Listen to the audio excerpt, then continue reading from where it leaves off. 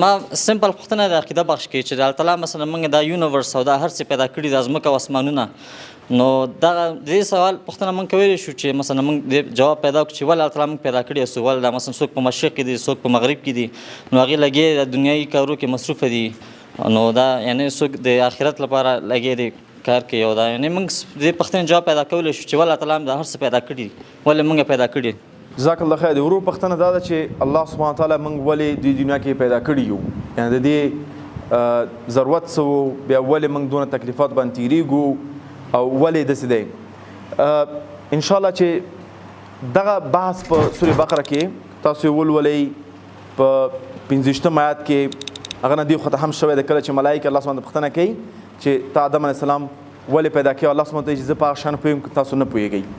یعنی دغه جواب یو موږ هغه نقلي جواب دا دی چې موږ الله سبحانه پیدا کړي یو او دکې هغه پوښتنې دي چې کېدای شي موږ ته جواب لاس سره نه شي موږ ور پیدا کړو لیکن موږ بیا کولی شو بعضې پوښتنې نور هم جواب کړو خج قرآن وایي وما خلقت الجن والانس الا ليعبدون دنه څه مقصد دی ولې الله زموږ عبادت ضروري بیا سورې عنکبوت کې وایي چې زه عبادت ضرورت نه لرم یعنی دا یو بحثونه دي چې څنګه موږ کولی شو دا ریکنسایل کړو په حیث یو انسان خپل ذهن دپاره.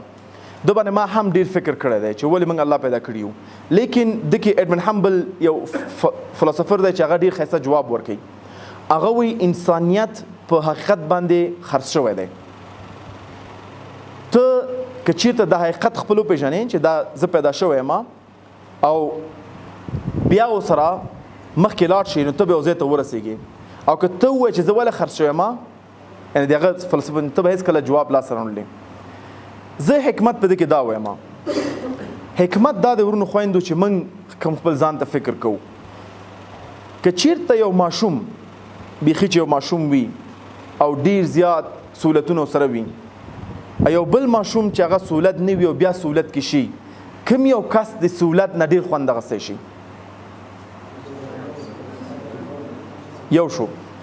دویم دا دنیا داسې معنا سره نه چې موږ ته یو عذاب پیدا شوی دی نه دا دنیا په خپل ذات کې یو رحمت دی په خپل ذات کې الله سبحانه یو شفقت دی ځکه عذاب کوي دومره ښایسته به نه وه عذاب نه دی.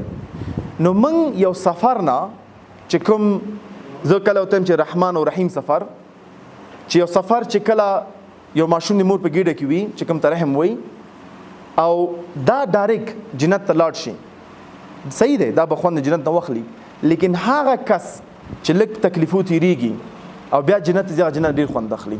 حالانکه یو حدیث رسول الله صلی الله علیه وسلم چې یو کس په دنیا کې تکلیف دلی وي او هغه جنت ته داخل شي او الله سبحانه پوښتنه ته کوم تکلیف دلی وایي کاش کې په دې دنیا کې ما دومره تکلیفات دلی ویل اکثرا چې زه ژوندی چا زما پوستکي ویستی وی نو که زه پوهېدلم زما به اجر څومره و. یعنی اسلام دین واحد دین دی چې زمونږ د زحمتونو تکلیفونو تشویشونو موږ ته بدله کې اجر راکوي. دویم راځو یو خو دا زمونږ د عقلي سوالونه دي زه به خلاصه کړم. نقل دا دی قرآن وایي چې ما الله سبحانه ما جنس او انس پیدا کړي خپل عبادت ته. اوس که چېرته ته په حیث یو انسان د الله عبادت وکړي دا دنیا تا ته چې څومره هم خرابه شي ښه ده ځکه حدیث دی چې یو مسلمان ته یو خیر کېږي هغه د الله شکر وباسي که امتحان پې کېږي نو صبر کوي دا همیشه په خیر کې دی. بل حدیث دی چې یو مسلمان دپاره دا دنیا چې دی بندیخانه ده او کافر دپاره دا دنیا جنت دی. اکثر ځوانان په دې کې بحث کوي دا خو سرچپه دی دا خو څنګه د کافر دپاره دا دنیا جنت دی مسلمان دپاره بندیخانه دې دپاره موږ څنګه ونه کړو نه. ابن حجر اسقلاني تاسو به اکثر پیژنئ دا سوال جواب کړی او ابن حجر که څوک یې بایوګرافي ورته لوستې وي هغه یو عالم و چې ډېر ماشاءالله ښایسته ګرځېدو ښه لباس به یې اغوستل. یو کافر ته نه پوښتنه وکړه چې ته څنګه دا وایې چې دا دنیا د مسلمان دپاره بندیخانه ده او چې کوم ځای کې ته په دې بندیخانه ډېر لوکس یو ما دپاره دا جنت دی چې کوم ځای کې زه د ګوره در په در حال مې خراب دی. نه ورته ویل نه په مقابل د ما ته چې انتظار کوي دا دنیا ما ته بندیخانه ده په مقابل د چې ما ته انتظار کوي په مقابل د تا ته چې انتظار کوي ته چې څونه تکلیف کې شي بیا هم تا ته چې دی جنت دی. نو اوس راځو زه خلاصه کوم. اول جواب دا دی چې موږ الله سبحانه خپل عبادت پیدا کړو او زه په دې فکر یم که څوک هم حرام ته حرام وي او حلال ته حلال وي، نه فقط په مال کې، د بل چا عزت کې، په احترام کې، غیبت نه ځان وساتي، والله چې دا دنیا کې به خوشحاله آباده سوکاله وي. ځکه که ته په دې قانع چې الله سبحانه تعالی رب المشرقان او رب د شرق او غرب کولی شي چې یو بهترین ډیزاین د دنیا ته ورکړي، ته یو حده پورې که دا ځمکه یو ستنه هم د مر نه لرې وای موږ فریز کېدلو ګرمي د لاسه، یخ د لاسه، او که یو انچ هم نږدې وای نو موږ به سکروټه وو. په دومره پرفیکټ ډیزاین ځمکه جوړ کړې ده، بیا انسان ته هغه یو پلان یو نظام نه جوړولی. ان الدین عند الله اسلام، ولې یو دین ته نه جوړه، دین پوره ژوند لار ته وایي. دا غلطه خبره خلک وایي نور ادیان، که نه نور ادیان نشته دی، ځکه اسلام واحد لاره ده، پوره لاره ده. که دا ته تعقیب کړي نو ته به انشاءالله خوشحاله یې. دویم بحث دا دی که ته چې جنت ته لاړم شي هرګز به ته خوند وانخلې تر څو چې دې دنیا ته راشي او تکلیف شي، زحمت شي، او بلکې جنت ته لاړم شي ته به هلته وکړې څه. ما بله شپه خپل ښځې سره خبرې کولې، وایي ته ولې دونه کار شو کړي؟ مې جالبه ده چې ته عمر بن خطاب سره نږدې ناست یې او قسم نه لرې چې دا کړي څه شي دي. جنت کې خو ته به څه شي باندې بحث کوې، خو دې دنیا خیسې موږ کوو که نه. خاص بیخي موږ جنت کې وځه مڼه دې وخوړله، نه مې ده خوړلې، مڼه واخله نور. خو دې د همدې دنیا دوستان به وي، د همدې دنیا قیسې به وي، د همدې دنیا باتوریت به وي. موږ به هلته ځان سره وړو، دنه به خوند اخلو. فکر وکوئ که نه، غیر منطقي ده چې ته بس خوشحاله نور شی پکې نه وي، قصه دې نه وي، تاریخ دې نه وي. اوس ته ولې غواړې عمر بن خطاب خواته کښېنې؟ د هغه تاریخ دی. یو ورځ به داسې وي چې موږ به هلته انشاءالله الله دې موږ نه غیر خیر کار واخلي، نو خلک غواړي موږ خواته کښېني. خو نه کېدو چې موږ جنت کې ډایرکټ ګرځېدلی او دې دنیا ته نه وی راغلی. یعنې ډېر زیات حکمتونه دي، لیکن زه راځم آخري بخش زما د جواب ته.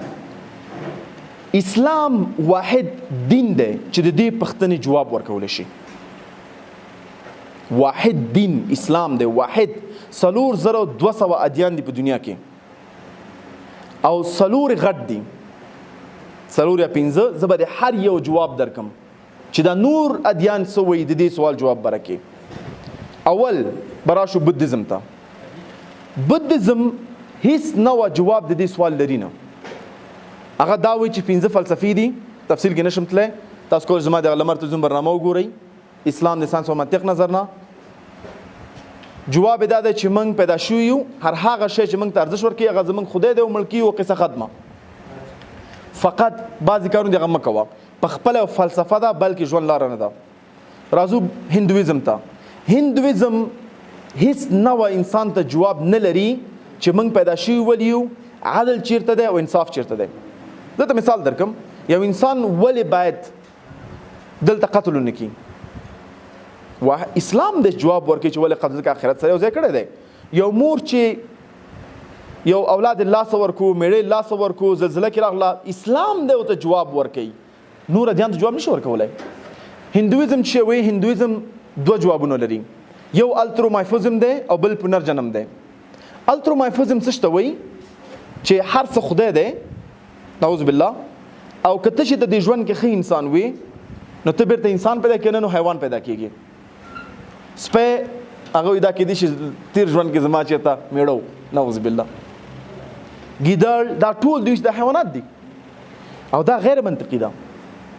بل بیا هغوی ورته کاست سیستم ورکړی چې کوم مالدار خلک دي هغه د نعوذ بالله د خدای د سر نه دي، کوم چې میډل کلاس دي د هغې سینې نه دي، کوم غریب دي هغې پښو نه دي، یو بل سره ودونه نه کوي. عیسویت څه جواب ورکوي؟ عیسویت دا وایي، ډېر جالبه جواب دی، چې الله سبحانه تعالی د دنیا پیدا کړې ده. ولې پیدا کړې؟ ځکه بیبي حوا جنت کې غلطي وکړه. لنډ ټکن دا بایبل کې، ما بایبل لوستی دی، او د دې دپاره بیبي حوا سزا ورکړي. ټولو ښځو نه نران زېږولي دي، ښځو نه دا ولادت دا خپله سزا ده، دوی ته د انسانان سزا نه پیدا کېږي.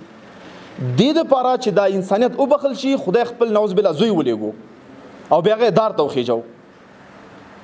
او اوس چې دی چې که دا ته منې چې عیسی علیه السلام ستا سیویر دی بخونکی دی نو ته بخښل کېږي که شراب څکې که ملکونه بمې که مدرسې خرابې که څه شی چې کوې هغه هېڅ مشکل نه لري دا د سویت جواب دی